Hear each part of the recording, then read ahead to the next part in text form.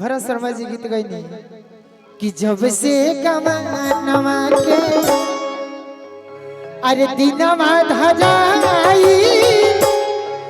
आदतिया नींद आवे देह पियराई जब से कमनवा दिनवा धराई रतिया नींद आवे देह पियराई जब से। और हमारे गोलू भैया की तरफ से बहुत बहुत पुरस्कार आशीर्वाद बा। भक्त माई से कहता हमके बना लो माई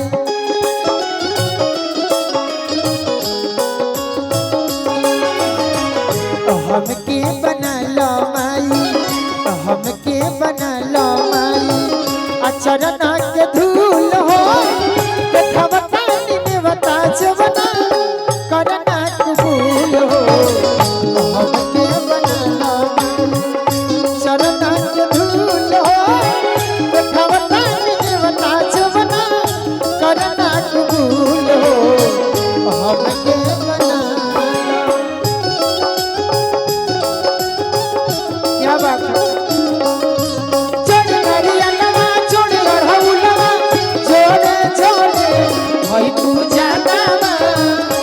हई पूजा होला माई के भोरे भोरे हई पूजा होला माई के भोरे भोरे हमके बना लो माई शरण के धूल हो देखौना निकलना कोना कबूल हमके बना लो। भक्त माई से कहता बाहु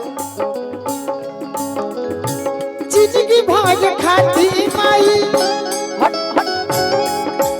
आरी ऐसन सुंदर स्वागत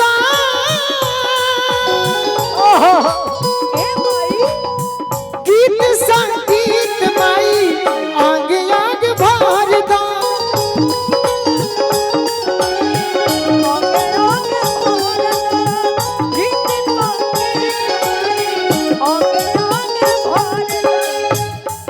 आज जिंदगी भर खाती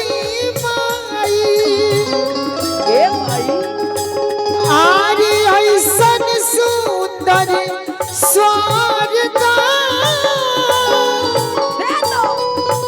गीत संगीत माई आगे आगे भर दो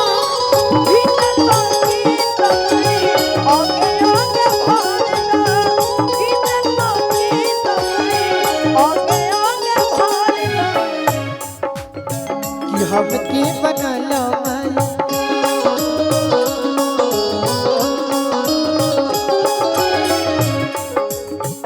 हमके बना लो माई हमके बना लो माई और हौल के फूल हो बस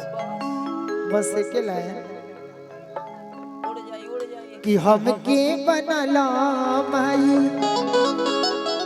अरे अड़हुल के फूल हो ला पेठवता ने बता जवना करना कबूल हो हमके बना लो माई शरणा के धूल हो पेठवता ने बता जवना करना कबूल हो हमके बना लो माई शरणा के धूल हो पेठवता ने बता जवना करना कबूल हो हमके बना। आज जब प्रीति जी